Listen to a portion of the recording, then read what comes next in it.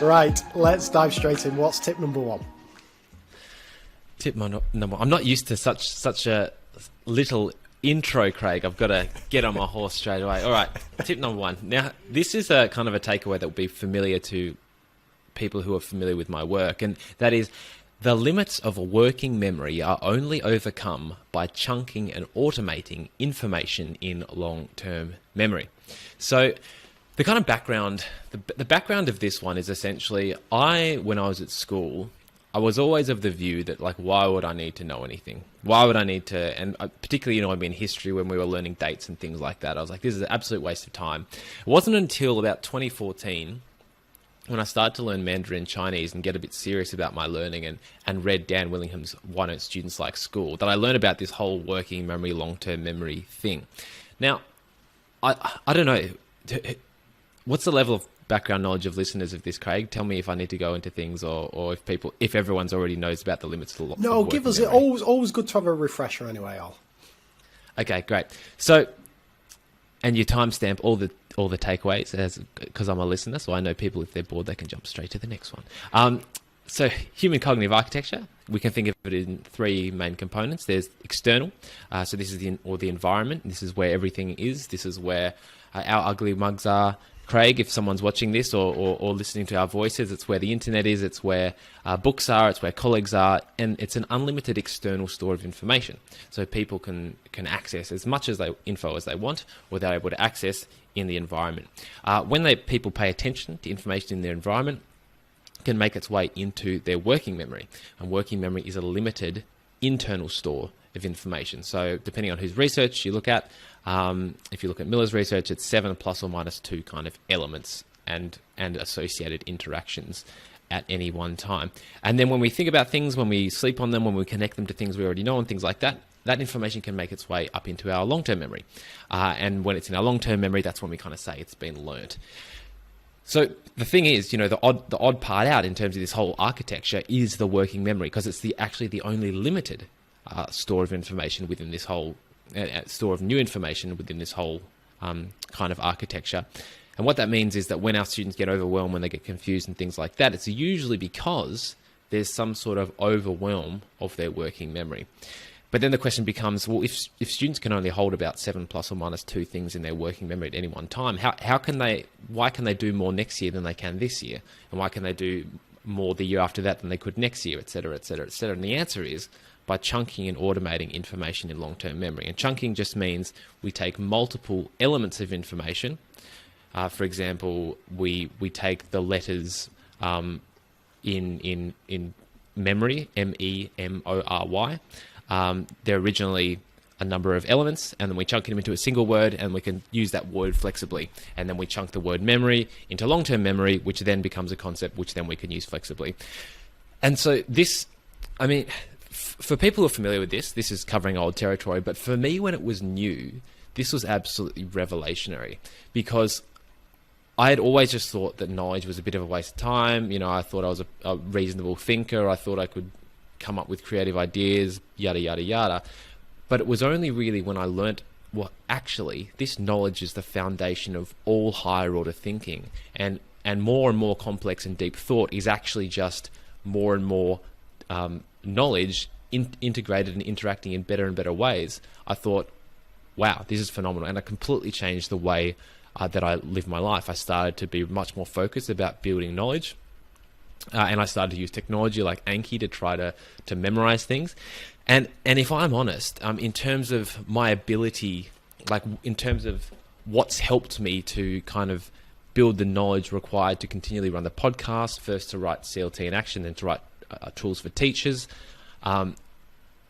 in many ways it's because I've had such a commitment to just not forgetting stuff over the last 7, 8, 9 years or so. So that's kind of the level 1 of the takeaway. I guess the level 2 of the takeaway is my learnings since then. I feel guilty for using that word learnings, because I saw Dylan William tweet on Twitter yesterday something like, is there a more aggressive word than learnings? I'm asking for a friend. I didn't follow the thread, but I thought, oh no, I've got to stop using that word, but it's probably too ingrained now. Anyway, I guess the more recent learning for me in relation to this is how important it is for knowledge to be connected in really authentic ways. So since I kind of learnt about the importance of knowledge stored in long-term memory, and in addition the importance of kind of repeating information, spaced repetition, to build and consolidate that knowledge, I've kind of gone on this whirlwind, like cram stuff into my brain kind of a journey. And along the way, there's been a lot of frustration and a lot of forgetting. And it's taken me many, many years of trying to cram stuff into my brain to realize that actually there's only so much that you can take in, and it's only really the stuff that you then transfer, you then apply, you then relate to other new things, and it kind of forms this like connected chain of knowledge that you can continually building upon, that it actually becomes ingrained and part of that long-term memory in a way that you can use it usefully.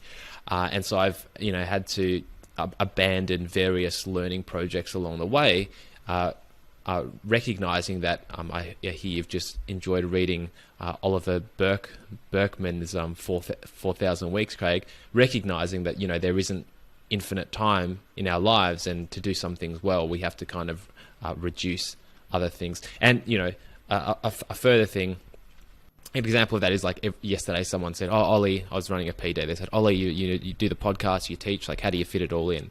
And I said, "I have no idea about like any sport in the world. I haven't watched a sport match for many months. Don't know what's happening in the rest of the world in terms of the news. I listen to the news radio for 5 minutes, like the summary every morning, but that's about it. I don't know my family's names." No, I'm going a bit far, but really, I've just cut out a lot of stuff because there isn't time for it. But also the final thing about this is that I think that when we do recognize the importance of like these interconnected, progressively built knowledge structures over time, I think that might even raise questions about the way that we kind of structure school and the kind of breadth we expect our students to cover, and then expect it to stick in meaningful ways. But yeah, that's amusing more than a conclusion or a tip. Love it, Ollie. Love it. Right. 3 things for me on this just to dive into. First, I'm interested in how this practically plays out in your teaching. So how does this, what you've learned about the limits of working memory, the importance of connecting knowledge, how does that change what you do day to day? Well, it really just means that I try to build in, and I'm lucky enough that the school that I work at is very good at this as well. We try to build in really structured ways for students to re-encounter core information, core ideas, but also not just kind of re-encounter them, actually retrieve them and use them in practical ways. So, I mean, something that I've been talking about a lot in like PDs that I've been running recently is the benefit of daily reviews. And if you're looking for someone, if you're in a primary setting and you're looking for someone who does a really good job of this, David Morkunis has a great video on YouTube. So shout out to Dave. And if you're in a secondary setting, there's lots of different apps and stuff like, Anabox's Carousel, or there's Podsy, which I've been using a bit recently. Or there's just kind of making your own. So it's really about trying to give students enough exposure to content over time. But also another thing is giving them and like helping them to overlearn it, and especially overlearn like the core content, because that helps to really, really bed it down. Cool. Okay, just 2 more things on this. One of my kind of things I'm thinking about a lot at the moment, Ollie, come back at me if you think this is a load of rubbish, is I think as a profession, we're a lot more research informed than perhaps we have been. Certainly when I started teaching, certainly things have shifted a lot in the last 10 to 15 years. But I think there's still a bit of a gap so the research has gone from kind of the studies to the teachers, but I'm not so sure it's found its way to the kids. And I think as teachers, often we do a lot of things, but perhaps our kids aren't aware of why we're doing them and the reasons and so on. So I just wondered, how do we get our kids on board with this? Like, is it important that the kids realise the limits of working memory and so on? Or is it just more important that we just do things in lessons that take account of that? I actually think it's super important. So the podcast I did just before my most recent one was with a group of 2 teachers and a researcher. The 2 teachers are from Churchy Grammar. Churchy Grammar is like super focused. I don't know if you saw that episode, Craig, but Churchy Grammar is super focused on teaching or developing self-regulated learners, and they've got like a 4-year program that teaches students about retrieval practice, spacing, all these kinds of ideas, but they use like student-friendly language. And, you know, in the research, we call it informed training. It's basically training people, but informing them at the same time, like what you're training them about and why you're training them about it. And it's to me, it's like, it's the most interesting frontier within education. It's what I'm doing my PhD in at the moment, because I think it's just, we need to get it right. And it's I'm also really excited that the school I'm working at the moment, Brighton Grammar, over the next couple of years, it seems like we're going to look into this space a little bit more in a bit more of a focused way. I'm super excited about that. Fantastic. And final question on this. Now, we're recording this at the start of August, so I think it was July. Tom Sherrington put out a really good blog that I know you retweeted and I did as well, about quizzing and retrieval practice, and how it's become a bit of a lethal mutation. That, you know, everyone thinks they're doing retrieval practice, lots of different ways of doing it. And one of the things that came out from Tom's blog that really rang an alarm bell for me is this idea that kind of disconnected knowledge is not necessarily a good thing. You know, question on 10 completely different areas is not, you know, the way that we want students thinking about retrieval practice. But then I think about how I might start a lesson off with, you know, 4 questions on 4 different areas of maths, or how I might do a low stakes quiz where I want 10 different topics from 10 different areas. And I think, am I doing the wrong thing here? Because this knowledge isn't connected, you know, there's a question on fractions, there's a question on area and so on. Do you think, is maths just different in this sense? Are we okay to do that, or is something bigger going on here? And how does it play out in your lessons, your retrieval practice? So on that connection point, I would say the important thing is not that the 5 questions they're doing on a particular day are linked to the other 4 questions or the content of the lesson. It's about the connection to the student's prior knowledge. So if we have 5 questions which are meaningfully related to things that the students already know, such that they are able to actually retrieve the content and have a successful retrieval episode, or that when given a few tips or hints or working through with a teacher or a partner, they can build upon something that they've got stably in their long-term memory, then I think that is meaningfully interconnected knowledge, and that can be a valuable learning activity.